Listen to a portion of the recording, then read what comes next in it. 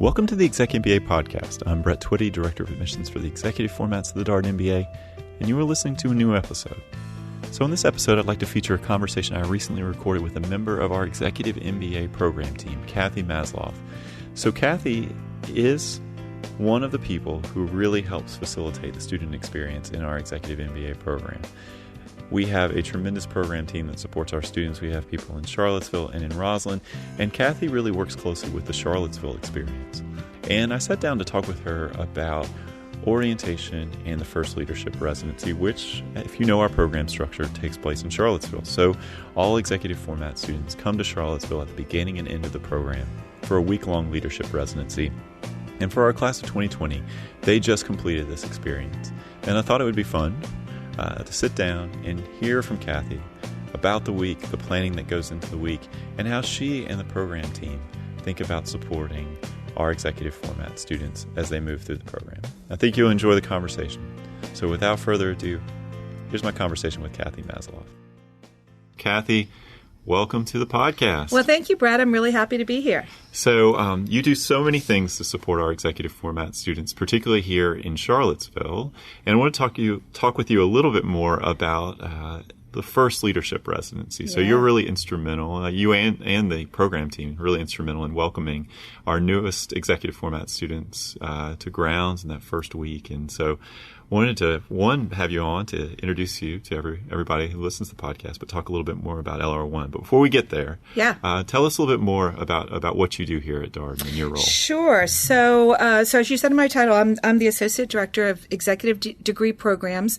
For our Executive MBA students specifically, I help manage all of the ground operational logistics. We sort of, like you, wear a number of hats, but that's sort of my primary responsibility. And for those that say, well, what are ground operational logistics? Really, I'm in charge of overseeing that our students are well fed with their meals, they have a nice bed to sleep on, all of their accommodations are taken care of when they're in residency in Charlottesville, and just sort of general support along those lines. Well, you're such a critical part of the program experience for the students because the program team is the group to whom students will most immediately turn if they're having an issue. Well, we hope so. Yeah, absolutely. So talk about what got you into this work. What brought you to Darden? Probably the same thing that brings a lot of the students to Darden, which is really such strong brand recognition. Previously, in a prior professional life, before coming to Darden, I worked for a local company that helped arrange student group educational travel, sort of short-term residencies all over the world. So much of my experience and skill set that I developed in that work align nicely with the work that I do here similarly at Darden. And it's been a good fit for me. I hope Darden would say the same about me. So what's your favorite thing about the work that you currently do, right? There's probably so many things, but when you think about this is what a great day for me looks like, or this is when I feel really validated in my job. Sure. What is that? It's always the personal relationships, certainly with my wonderful colleagues and staff like yourself, but always with the students. In fact, a fun little story for you. Yesterday, I was sitting in my office preparing for the class of 2020 to come back to Charlottesville, and one of our students in the Charlottesville section for the class of 2020 just popped into my office out of the blue. And interestingly enough, coincidentally enough, about 15 minutes ago, but prior to that, I was emailing about her with another colleague. We were talking about her health and dietary restriction and about how much we wanted to take care of her, and voila, then she popped in. And so we had a fun little joke, and I said, we were just talking behind your back, but all in a good way. So those are those little moments that make it worthwhile for me. It's always the interpersonal connections and relationships we try to build along the way. And you really get to know the students through the program. Do. I think that's the thing that's always so impressive to me, and we stress this with prospective students, that when you're coming to Darden, you're not just joining a school, it's really a family environment, particularly in the Executive MBA program. I think sometimes students are a little circumspect about that, right? Because you're here once a month, you have some week-long things, you're online, it's a hybrid program. It's not 2 years in Charlottesville. How do you think that happens? Well, that's exactly right. I think it's something that develops over time. It's very important that we earn the students' trust as quickly as possible. I think my sort of personal goal, and I think I share it as a team goal, our philosophy is to sort of earn their trust as quickly as possible so that we can remove as much of that worry and anxiety off their plate as quickly as possible. We recognize more than anybody that the students are very, very busy with their professional lives, with their personal lives, and all the things that are associated with that. So to the extent that we can kind of come in and be their cheerleaders on the sideline, have respect and appreciation and sensitivity to what they're going through, I think is meaningful to them and certainly to us. In fact, one little thing that I would point out, one of the members on our program team was actually a Darden partner a number of years ago. So we actually have somebody on our staff who has been sort of on the other side with their Darden student, and so she often reminds us of their perspective because she sat in that role. Yeah, and I think everybody on the program team, there's many highlights during the program, but there's nothing quite like that first week of school where you have the class together. And there are these 2 points in the program where all students are together. And you get a sense of the full class, right? It's the first leadership residency week at the beginning of the program and the second leadership residency, which is a week long at the end of the program.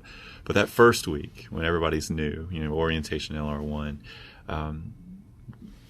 what do you enjoy most about welcoming students? So it's fun to put the face with the name. So as I said earlier, a large portion of what I do is dealing with the ground operational logistics. So for the weeks leading up to that opening residency, I have spreadsheets with all the names and the details, and we're making name tags, we're making name tents.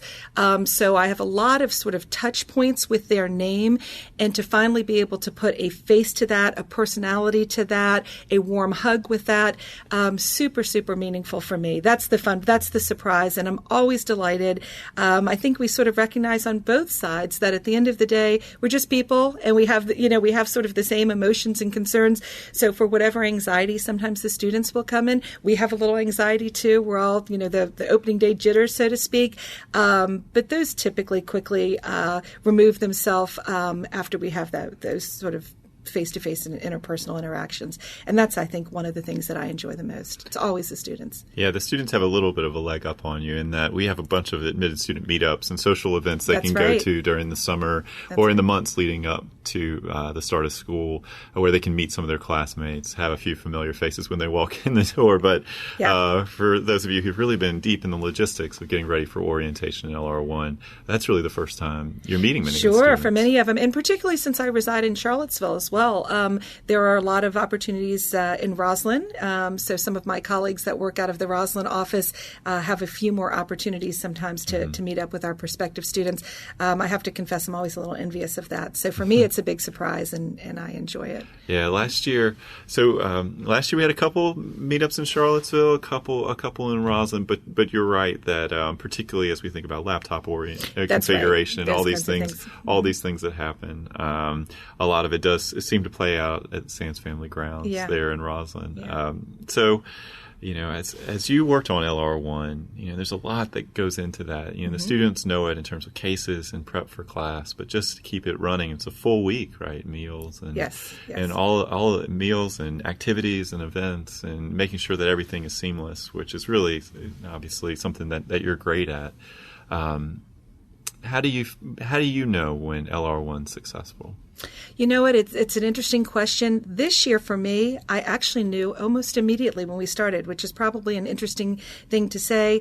At the end of the residency, we surveyed the students, and we were very, very pleased to see that the evaluations came back very, very positively and were in line with what we thought.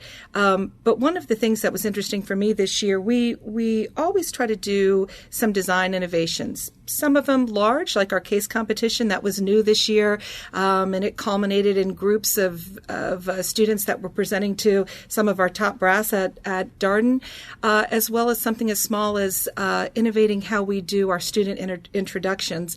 And to answer your question specifically, that's where I immediately started becoming very, very excited and feeling good about the residency.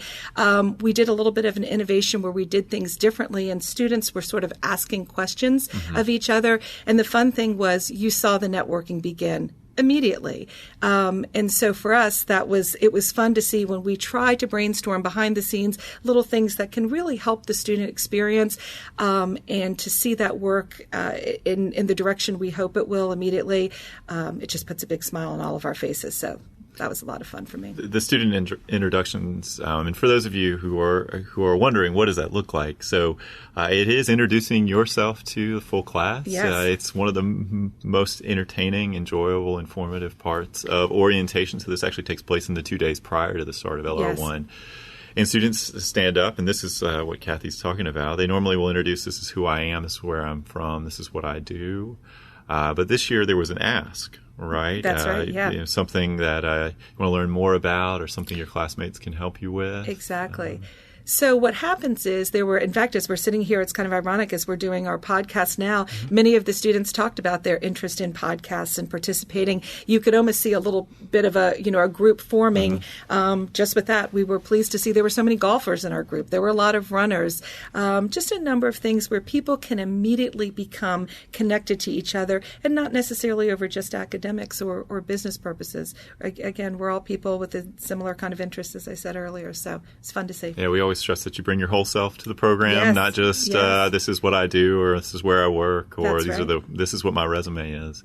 I will say the thing that struck me, and I mentioned this on an earlier podcast episode, just how much entrepreneurial interest there is in the class. I mean, at least 20, if not more than 20 of the students stood up and said, hey, I'm interested in starting a business. I'm passionate about healthcare. I'm interested in this particular industry. Connect with me if you want to talk about it more. And can you imagine that great sense of relief that you feel when all of a sudden you're not the odd person in the room, so to speak, that you have a shared mutual interest with your immediate friends that you're starting to bond with. So really neat to see that play out. Well, yeah, it's such a good point that you make, because there may be, the circumstance in your life may be, I really wish I could meet somebody who was interested in starting a business, or really interested in healthcare. And I do this particular thing, and nobody at my work is really equally jazzed about these ideas, but I am, and I'd love to meet some people like that. And then you walk into a room full of people who are just curious. They want to meet. They want to know what you want to learn about, what you're excited about. And I think that is the culture that we have here. It is. It's a fun, happy coincidence when that comes together. And not only was it pleasing for us to see, but I'm sure for the students' perspective as well.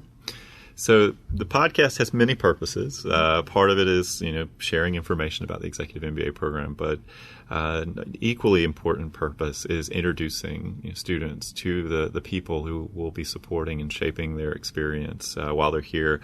I think the program team is probably the number one influencer in some ways, because you have a hand in orientation, leadership residencies, weekend residencies, all these things that take place over the course of the program. Yeah. You're a part of it. So what would you want a prospective student to know about Darden?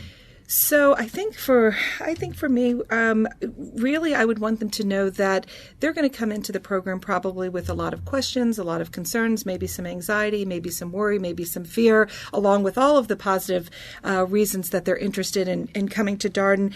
I would love for them to know that world-class service is not just a talk track at Darden. It really is something that we put into action. We do that by quickly trying to earn their trust very, very early on. And I would hope that they can see that we have, I think I shared this with the entire program team, we have a very high service touch point, whether it's over the phone, face-to-face, over email.